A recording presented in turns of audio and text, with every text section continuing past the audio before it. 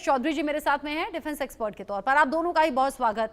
सबसे पहले जेके बंसल सर, जो खासियत वाली रिपोर्ट है वो हमने और आपने देखी। जाहिर सी बात है, हर हिंदुस्तानी का जो सीना है वो गर्व से चौड़ा हो जाता है जब भारतीय सेना की ताकत को बढ़ते हुए देखते हैं।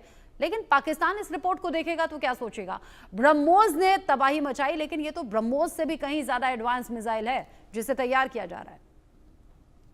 रचना जी नमस्कार, बहुत अच्छा प्रश्न आपने किया और बड़े अच्छे से आपकी रिपोर्ट ये बताई गई है। तो अभी देखिए, पाकिस्तान में जो है हमारी ब्रह्मोस थी, उससे इतना हाहाकार मचा दिया गया जिसकी रेंज सिर्फ 400 किलोमीटर थी और वो 3.5 मैक्स स्पीड से चलती थी। इसकी जो रेंज है वो 1500 किलोमीटर है और 5 मैक है जो 11,000 किलोमीटर पर आवर के हिसाब से जाती है।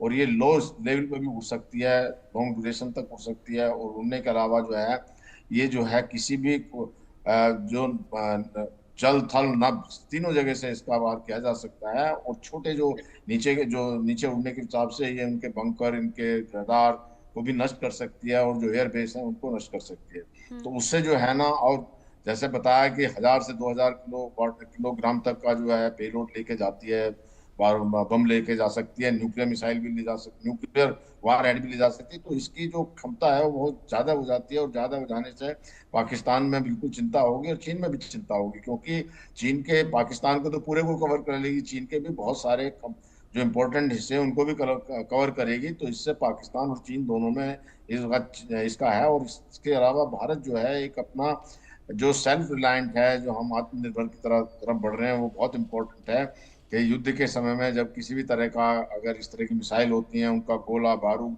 और उनको फिट करने की क्षमता जब हमारे पास में होती है तो हमें किसी के ऊपर डिपेंडेंट नहीं रहना होता। नहीं तो क्या होता है, दुश्मन ये सोचता है कि ठीक है, कहीं बाहर से मिसाइल मंगाई है, जब जरूरत पड़ेगी गोला बाहर से मंगाया जाएगा, उसकी कमी पड़ जाएगी, लॉन्ग ड्यूरेशन तक जो चल नहीं सकते, लंबा युद्ध में जो है वो खींच नहीं सकते। तो इन्हीं सब बातों को देखते हुए जो है ये भारत की शक्ति को बहुत ज्यादा बढ़ाता है। जरूरी है, ये बहुत नेचुरल है कि पाकिस्तान और चीन दोनों की चिंताएं बढ़ गई हैं और बढ़नी भी चाहिए, क्योंकि हम भारत तो अपने सेल्फ डिफेंस के लिए करता है। पाकिस्तान से जो है वो टेररिस्ट आते हैं और चीन का एक एग्रेसिव और एक्सपेंडिंग अपना जो एक्सपेंशन नीति है दोनों पे काम करता है। तो इस प्रकार से भारत को सेल्फ सफिशिएंट होना बहुत जरूरी है। रचना जी बिल्कुल। और भारत को लेकर, भारतीय सेना को लेकर हर दिन ये खबर सामने आती है कि हम अपनी ताकत के लिहाज से खुद को अपडेट कर रहे हैं। अपग्रेड करते हुए जब ये ताकतें आती हैं तो वाकई एक निश्चिंतता देशवासियों के जहन में आती है।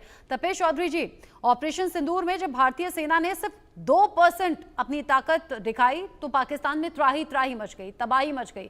अब जब हम अपग्रेड खुद को हर दिन कर रहे हैं और जिस महाबली मिसाइल का हम जिक्र कर रहे हैं, तमाम सुविधाओं और ताकतों से लैस अगर पाकिस्तान पर जरूरत पड़ी तो कहर बनकर टूट सकती है। कितना इंपॉर्टेंट होता है किसी भी सेना के लिए अपनी ताकत को बढ़ाना, अपग्रेड करना दुश्मन देश के लिहाज से?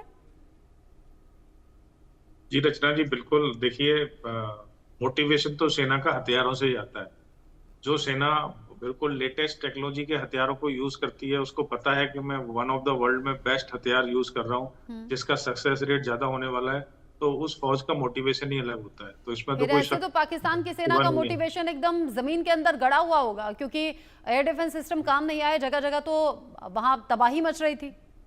तो मैं आपको इस पर थोड़ी सी लाइट डालता हूँ कि वो ब्रह्मोस मिसाइल क्यों इम्पोर्टेंट है, क्रूज मिसाइल, और ये क्यों इम्पोर्टेंट है। हाँ। देखिए, जो क्रूज मिसाइल्स होती हैं वो जनरली 1 मैक की स्पीड से उड़ती हैं। 1 मैक जो है साउंड की यूनिट है, साउंड की स्पीड को नापने की। 1 मैक साउंड की स्पीड होती है समुद्र तल पे। और जैसे जैसे हम ऊपर जाते हैं तो एनवायरमेंट की वजह से वो स्पीड अलग हो जाती है, लेकिन एक रफ फिगर में हम उसको 1 मैक मान सकते हैं। तो जितनी भी क्रूज मिसाइल्स होती थी वो 1 मैक या उससे सबसोनिक होती थी बेसिकली, यानी 800 किलोमीटर प्रति आवर या 1000 किलोमीटर प्रति आवर तक। जब ये ब्रह्मोस आई तो ब्रह्मोस है सुपरसोनिक मिसाइल जिसकी स्पीड है करीब 2800 किलोमीटर पर आवर। और हाइपरसोनिक जो कहते हैं, इसकी इस मिसाइल की स्पीड, जो जिस मिसाइल की हम बात कर रहे हैं ईटी की, ये मिसाइल 5 मैक नहीं है इसकी स्पीड। हाइपरसोनिक मिसाइल्स की स्पीड 5 मैक से अधिक मानी जाती है, वो हाइपरसोनिक मिसाइल्स होती है। लेकिन इसकी स्पीड ऑलमोस्ट 9 to 10 मैक तक जाएगी। ये स्पीड 10,000 से 11,000 किलोमीटर प्रति आवर से होगी, क्योंकि वो 5 मैक से ज्यादा है हाइपरसोनिक, इसलिए हम उसको 5 मैक रेफरेंस ना लें। पहली चीज ये। दूसरी चीज, जो भी रडार सिस्टम्स होते हैं ना, वो 360 देखने के लिए मैक्सिमम रडार सिस्टम चारों तरफ उनका एंटीना घूमता है, क्योंकि वो एक डायरेक्शन में एक पर्टिकुलर जोन कैप्चर करते हैं, इसलिए 360 कैप्चर करने के लिए वो 6-10 सेकंड में दोबारा वापस आते हैं। तो हर रडार की ना एक कैपेसिटी होती है टारगेट स्पीड के हिसाब से।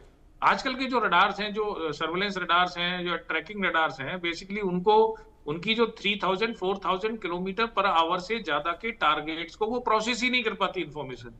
तो पहली चीज तो ये है। तो इसलिए ये मान के चलिए अगर कोई मिसाइल हाइपरसोनिक है तो वो 90% रडार तो उसको पिकअप ही नहीं करेंगे। उसके लिए स्पेसिफिक डायरेक्शनल रडार चाहिए जो सिर्फ एक ही डायरेक्शन में देखते हैं कंटिन्यूअसली उस मिसाइल को ट्रैक करने के लिए, जो बैलिस्टिक मिसाइल डिफेंस होता है, जैसे जो बैलिस्टिक मिसाइल्स के लिए। तो इसलिए दूसरी बात, अगर किसी मिसाइल को आपने इंटरसेप्ट भी कर लिया, मतलब बेसिकली पिकअप भी कर लिया, तो इसको कहते हैं सेंसर टू शूटर टाइम।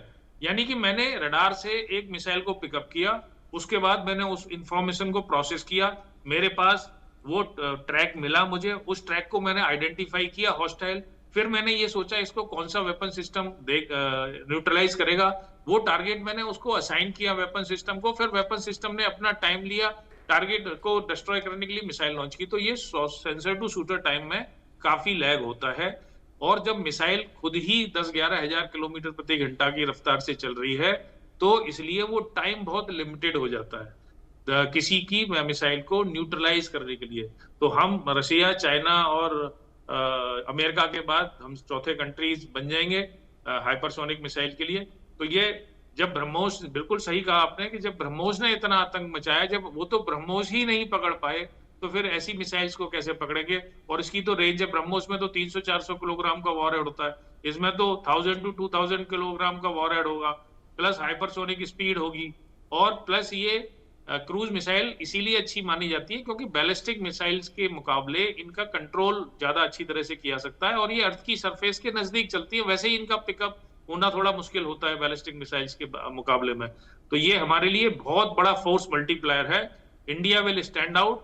जल्दी से जल्दी ये सब इंफॉर्मेशन ऑपरेशन सिंदूर के बाद निकल के आ रही है, ऑपरेशन विष्णु का हिस्सा है, और ये जल्दी से, हम तो यही प्रार्थना करेंगे इसका जल्दी से टेस्ट हो, और जितनी जल्दी टेस्ट हो इसका इंडक्शन स्टार्ट हो फौज में, और ये then it will be world to see Atmanirbhar Bharat की एक और नई कहानी। रचना जी। बिल्कुल, आत्मनिर्भर भारत